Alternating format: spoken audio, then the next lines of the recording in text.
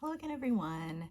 Today I'm going to be doing another Fodder School hop. So this Fodder School hop is for Fodder School 2, and mine is just one of many videos that will be in this hop. There will be links down below so that you can follow along with all the other videos. And I did this for Fodder School 1 as well. We did it at the end of the year. And this year we're doing it midway through. So there's going to be fewer things for me to show, although I still have plenty.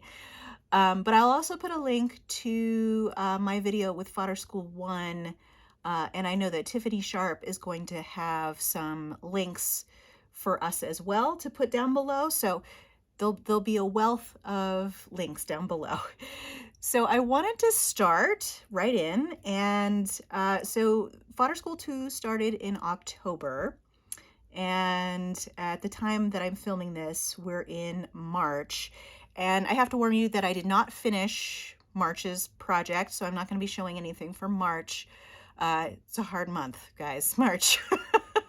But I do have things to show you from October through February.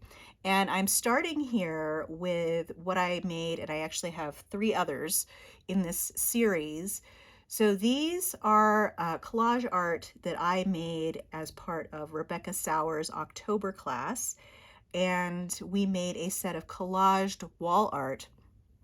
I was really super inspired by these lessons. They were really, really great. I'd already been following Rebecca Sauer for a while and really, really loved her art. And I was so happy to be able to learn from her.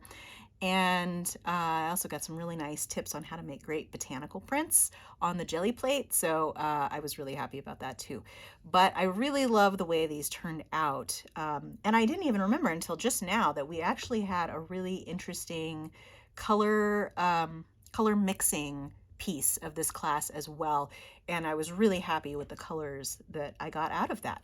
So this is one of 4. Sorry about the glare there from my light. These are all in a series, so they all have a similar color scheme.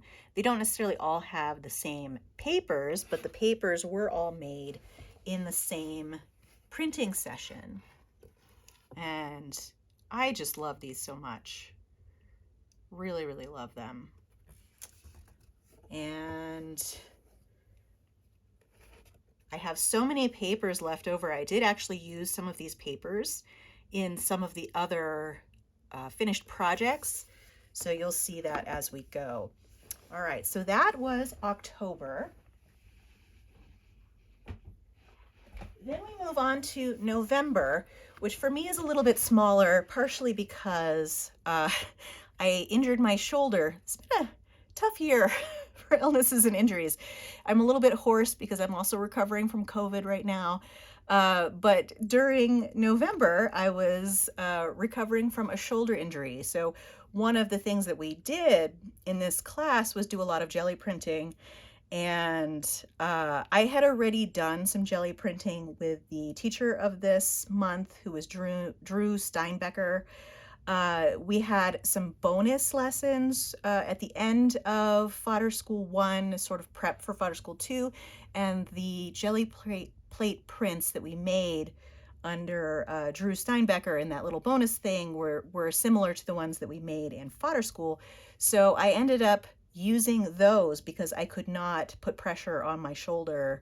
And then because I didn't have enough, I ended up supplementing with papers from the class before, which was Rebecca Sauer's class. And this particular one, so our end product was an altered board book.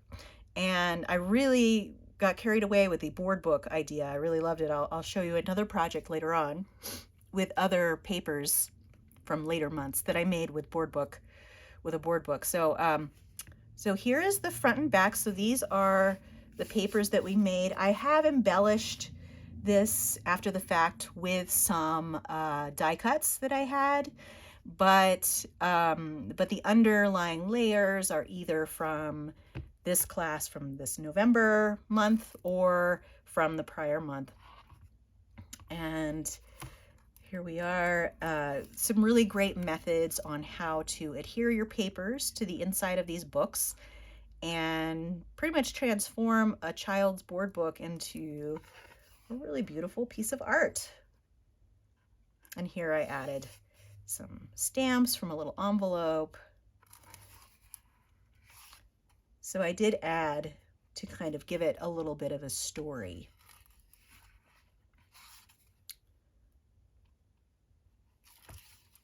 All right.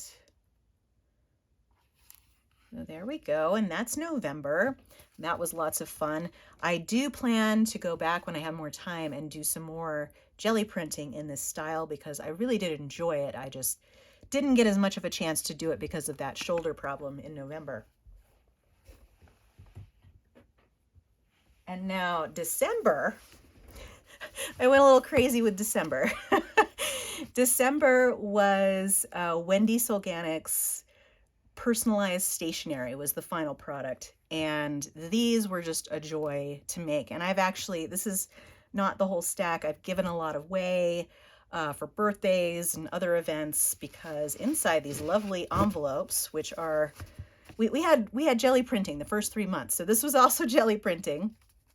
Inside these lovely envelopes are, which are handmade, by the way, we have a variety of different greeting cards. They're all blank inside, so I won't open them, but I will quickly run through. Actually, let me turn these upside down so that I can get in here quicker. Some of them are little animal or bug motifs like this, and others were like the one I just showed you, which were sort of a little bit of an abstract art type thing on the card. Here we have a butterfly. These were so fun to make, and you really could do a lot of things with the methods that Wendy showed us. And I know I've talked about this many, many times on my channel before, but Fodder School is like one of the most amazing classes that I've ever taken, both 1 and 2. And, you know, at the beginning of Fodder School 2, I was like, can this really beat Fodder School 1? And, you know, I don't want to play favorites because, you know, they're all great, but it certainly is at least as good as Fodder School 1. And there's some really great teachers for this year, and you can still enroll in Fodder School 1 and 2, I believe. I'm hoping that'll be part of the links that are down below. But these were just so fun, and I probably won't go through the whole stack because I only have limited time, but these were really, really fun to do. And some of these little images on the inside were made with stencils. Some were made just, you know, by cutting out little pieces of paper, and kind of runs the gamut. Okay, I'm actually going to go to the end of my stack here because you'll see there's all different kinds of jelly printed papers that were used in these envelopes. Super fun. I'm going to go forward here to show you some that I stitched around, like that first one, sort of a little abstract art piece, and then I stitched around, and there are more of them like that in here. I'll show you one last one, and then we will move on. But and these are all fully functional cards. This one opens to the side, but some of them open from the top.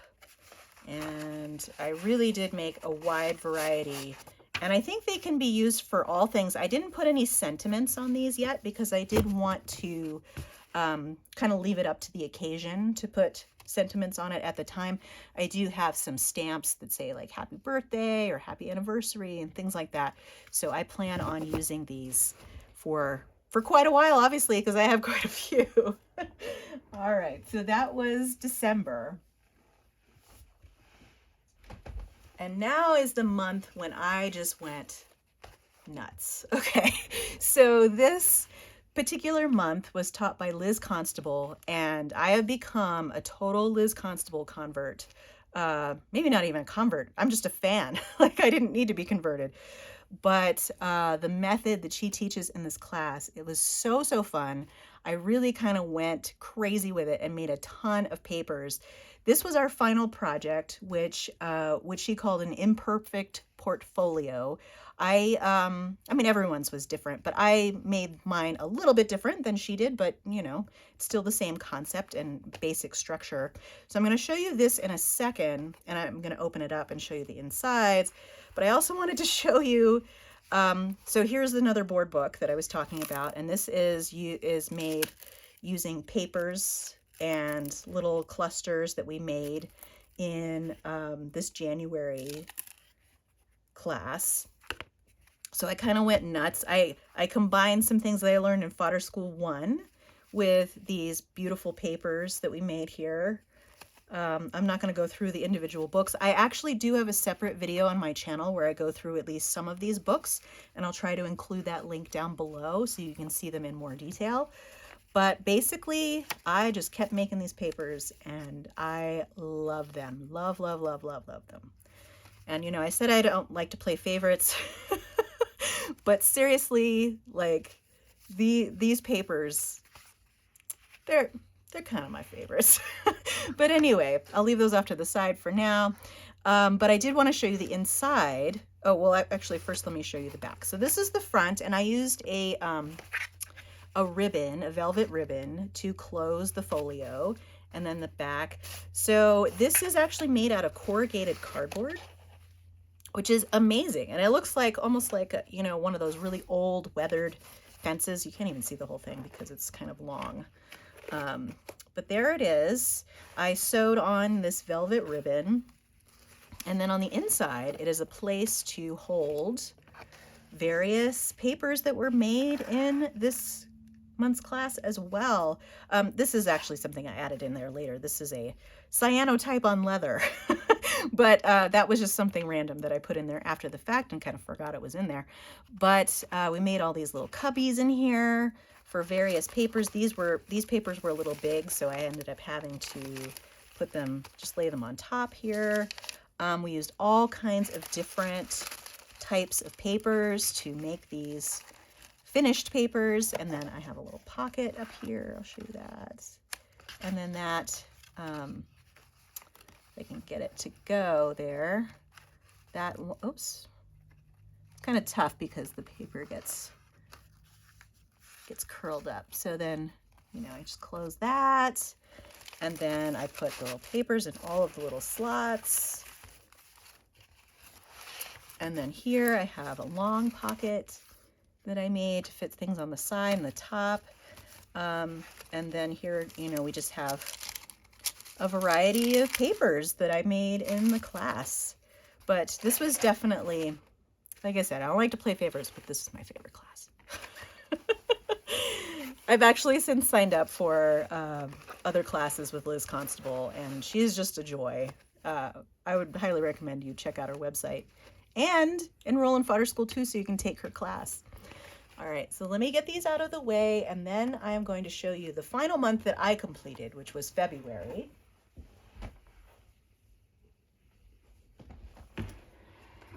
And I made these wax collages.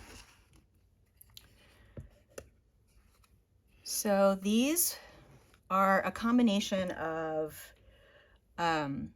papers that we made and using different methods in the class, and then coated with wax. I actually used encaustic medium instead of just pure beeswax. The class used pure beeswax. Oh, I just noticed that I lined that up almost exactly with that pattern. You can tell it's from the same stamp. But yeah, we made stamps, we made things to make marks. I used some of the, for these two pieces, I used some of my botanical jelly prints that I had made in Rebecca Sauer's class in October, because I had so many of these beautiful leaf motifs left over and I really wanted to use them. And I used different substrates. This is just a flat panel, and then this one has a little bit of a cradled panel here, and then this was a bigger version of that panel here. So it worked with flat or raised panels, but these were super fun as well. And I had so much fun that I seriously burned myself on my um, this was just a crazy year. I seriously burned myself, and this is totally my fault. It was not the class's fault at all. I was doing some work with the wax and a little iron for way too long, and I kind of forgot, where I was and what I was doing, and grabbed a part of the iron that I shouldn't have grabbed. Don't do that, kids. Um, it was, it's totally healed now. So it was these two fingers. I'm totally fine, but because of that, I had to take a little bit of a break from art making. And that's part of the reason why I didn't end up doing March's lessons, which were by Jane Chip. And the ultimate project is an Altered Ancestors album using altered photos, vintage photos. And I do still plan to do that project. So hopefully, if we have a second half of the Fodder School Hop, I will be done with that at that point, and I can show you those in the next one. But like Fodder School 1, Fodder School 2 is just amazingly fun, and it's always nice to have something new to do art-wise every month. And I mean, I look forward to the lesson drops each time. They're just so much fun. And since I'm ending on these, I figured I'd give you a little bit of a close-up there of the wax. And these two I made together, so they're kind of in a similar color scheme. And this one I made separately using some of the same papers, but just went a little darker and a little bit of a different composition. And it's so interesting to see all of the different students' work, and they're so different and so individual and so personal to everyone. So I'm really looking forward to seeing the other videos in this hop as well. Well, that's all I had for you today. So feel free to subscribe to keep track of future videos on my channel. If you enjoyed this video, give it a like. And of course, follow the other hoppers, as I will call them, on the rest of Fodder School 2's midway hop. Well, that's a that's a mouthful. All right. Thank you very much. Thanks for joining me. I hope to see you next time, but in the meantime, have a great day. Thanks so much. Bye.